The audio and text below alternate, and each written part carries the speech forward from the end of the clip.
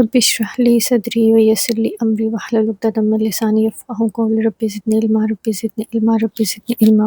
سورہ لقمان۔ کل جو ہے ہم نے آیت نمبر 14 اور 15 کو پڑھا تھا، اور کچھ باتیں جو ہے وہ میں نے تفاسیر سے ہٹ کے جو ہے اوورال جو آج کل معاملات چل رہے ہیں، اور ویسے بھی جو چیزیں مجھے لگا تھا کہ یہ چیزیں ڈسکس کرنی ضروری ہیں، وہ میں نے آپ سے ڈسکس کی، جن میں سے سب سے پہلی چیز جو تھی وہ یہی تھی کہ جیسے اللہ تعالیٰ نے پیرنٹس کے حوالے سے یہ حکم دیا ہے کہ ان کے ساتھ جو ہے وہ اچھے طریقے کا معاملہ کرنا ہے، لیکن جہاں پہ وہ آپ کو شرک کی بات کریں یا پھر اللہ کے خلاف کوئی بات اگر ہوگی تو وہ پھر آپ ان کی نہیں سنیں گے، وہاں پہ پھر صرف اللہ کی بات آ جائے گی، تو یہ ایک اصولی بات ہوگی۔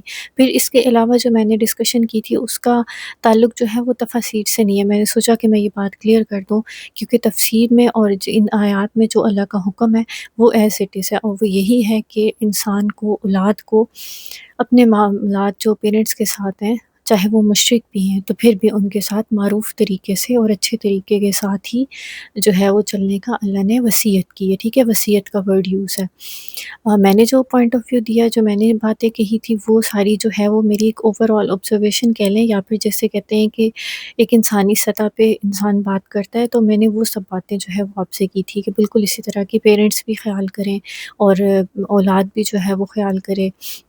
بہت ساری چیزیں پیرنٹس کی میں خرابیاں ہوتی ہیں، غلطیاں ہوتی ہیں، ان کی مسٹیک ہوتی ہے، اور یا پھر وہ اولاد کو سمجھا نہیں پاتے، تو اس طرح سے یہ جو بچوں کا اور پیرنٹس کا جو بانڈ ہے وہ تھوڑا ویک ہو جاتا ہے۔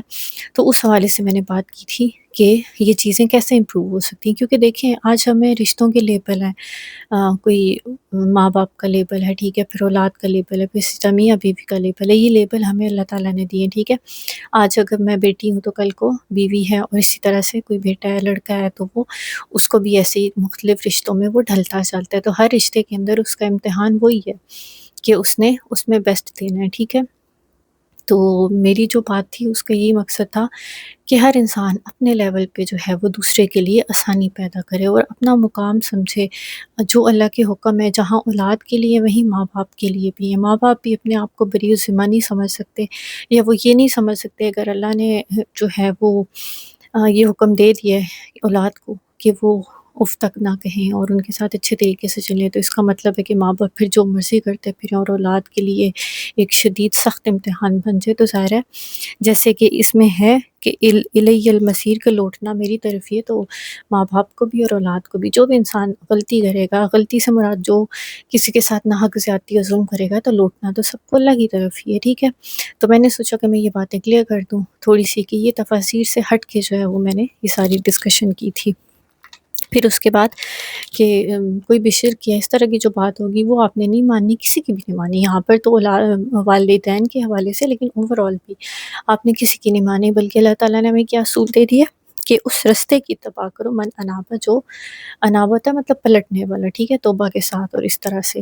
تو ہمیں صحابہ، ہمارے نبی صلی اللہ علیہ وسلم، صحابہ کرام، ہمیں ان کا راستہ فالو کرنا ہے، ہمیں کسی اور کا راستہ فالو نہیں کرنا۔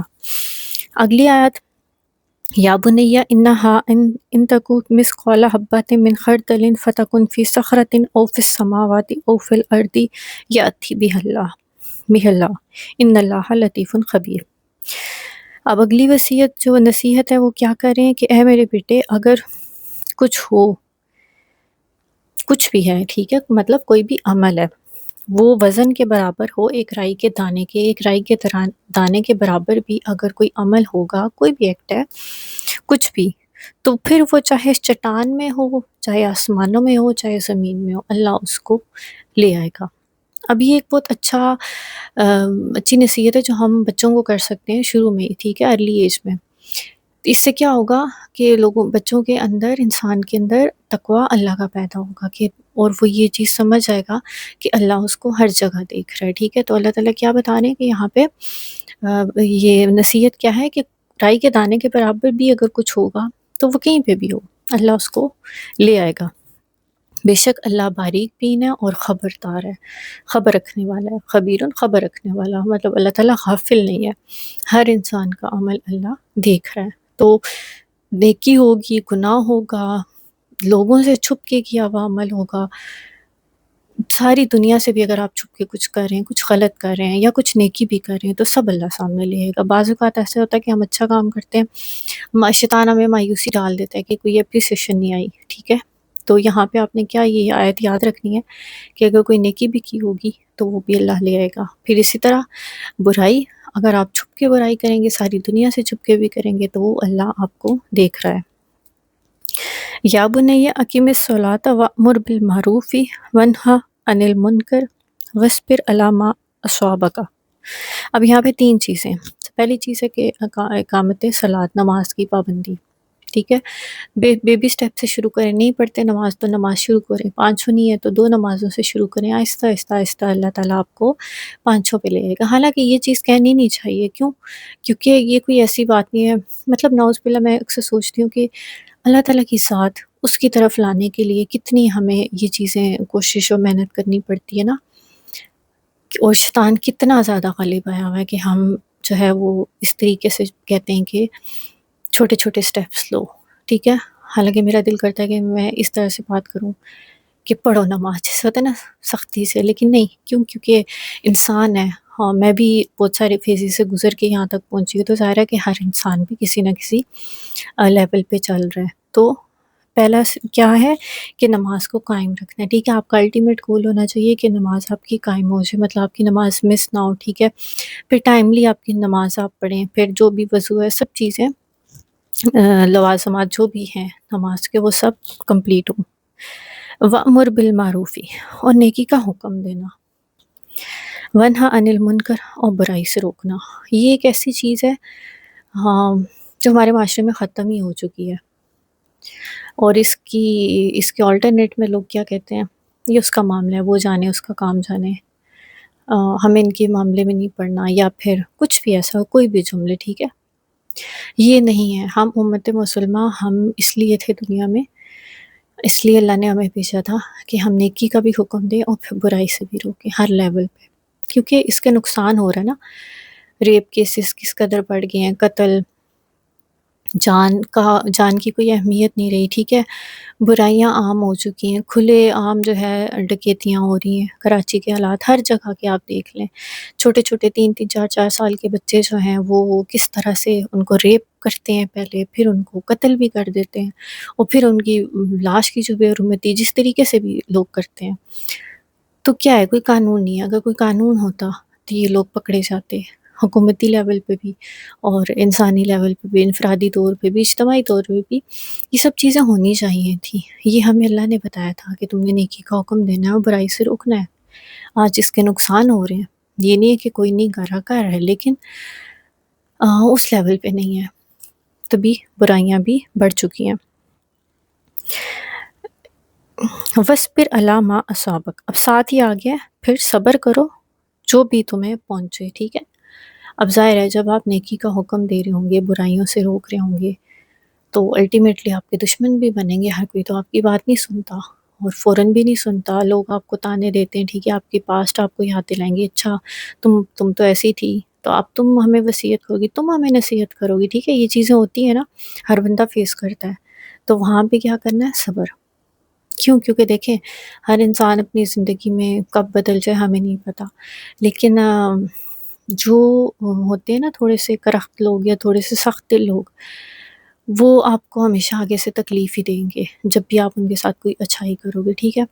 تو برائی سے روکنا کیا ہے؟ اچھائی ہے نا، آپ کسی کے ساتھ اچھا کر رہے ہو، آپ اس کو خبردار کر رہے ہو، آپ اس کو وارن کرتے ہو کہ یہ نہ کرو، یہ تمہارا انجام اچھا نہیں ہوگا اس میں، یا دنیا کے حوالے سے ہو، آخرت کے حوالے سے ہو، تو بھی تو مومن جو ہوتا ہے وہ تو آخرت کی فکر زیادہ دلاتا ہے نا۔ یہ الگ بات ہے کہ جو بھی نیکی ہوتی ہے، جو اچھا کام ہوتا ہے، اس کو دنیا میں بھی رزلٹ ملتا ہے، ہمیں فائدہ ملتا ہے، اللہ کی رحمت ملتی ہے، اللہ کی رضا ملتی ہے، اللہ کی خوشنودی ملتی ہے، پھر ہماری اپنی زندگی میں آسانیاں ہوتی ہیں، لیکن سٹل دنیا سے ہمیں ہمارے نبی صلی اللہ علیہ وسلم، ان کو کتنی آزمائشیں انہوں نے فیس کی، صرف دین کی بات، اللہ کی بات کرنے پہ۔ تو یہاں پہ لقمان حکیم بھی اپنے بیٹے کو یہی کہہ رہے ہیں کہ تم نے نیکی کا حکم دینا ہے، برائی سے روکنا ہے، اور پھر جو بھی مصیبت تم پہ آئے گی اس پہ تم نے صبر کرنا ہے۔ ایک تو یہ ہو گیا، ایک اوور آل بھی ہے، انسان کی جو زندگی ہے وہ آزمائش ہے، ٹھیک ہے؟ ایسا نہیں ہو سکتا ہے کہ آزمائش نہ آئے، اگر شکر کی ہے تو صبر کی بھی ہے، اسی طرح سے معاملہ چلتا رہتا ہے۔ تو جو بھی مصیبت پہنچے اس پہ صبر کرنا ہے.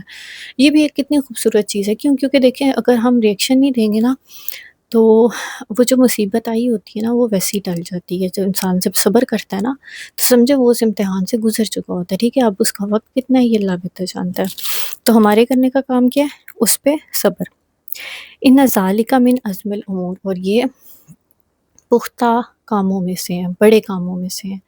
مطلب اس چیز کا ارادہ کرنا کہ میں نیکی کا حکم دوں گا، برائی سے روکوں گا، پھر جو مصیبت پہنچے گی میں صبر کروں گا. یہ ساری چیزیں کرنے میں بہت ساری تکالیف آتی ہیں.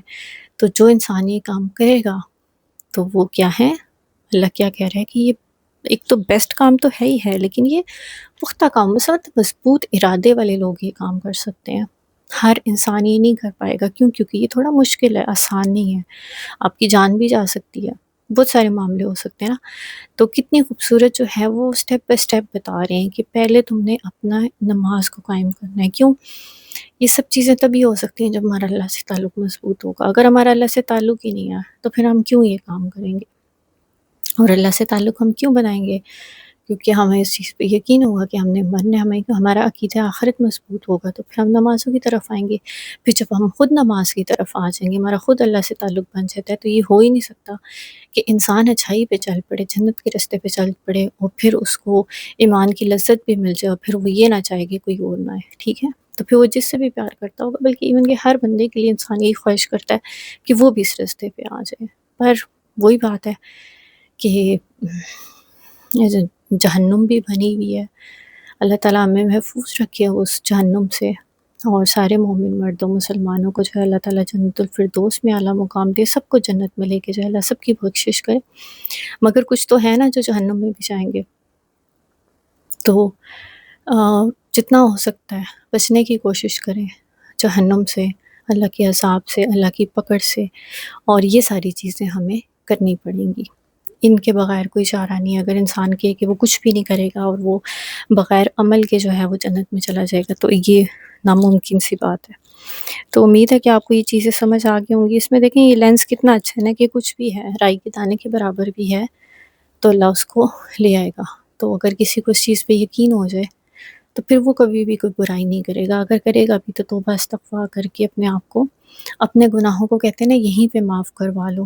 کیونکہ حشر کے دن جب انسان اپنے گناہوں کا اعتراف کریں گے تو ان اعتراف کو کوئی فائدہ نہیں دے گا، کیونکہ جہنم تو انتظار میں ہے. تو اپنے اللہ سے تعلق مضبوط کریں، قرآن کو پڑھیں، قرآن پہ وقت دیں، اور جتنی بھی توفیق ہے آگے بتائیں. میں ہمیشہ یہی کہتی ہوں، آج بھی یہی کہہ رہی ہوں کہ یہ قرآن کو بتانا، سمجھانا، سکھانا کسی ایک بندے کا کام نہیں، ہر بندے کی ذمہ داری ہے. یہ ایک ایسی روشنی ہے نا، آپ یقین مانیں جب آپ قرآن پڑھیں گے آپ سچائی کی طرف آئیں گے، آپ برائیوں کو چھوڑیں گے تو انشاءاللہ اللہ تعالیٰ ایسا وقت لاتا ہے کہ پھر انسان کو یہ برائیاں اچھی ہی نہیں لگتی.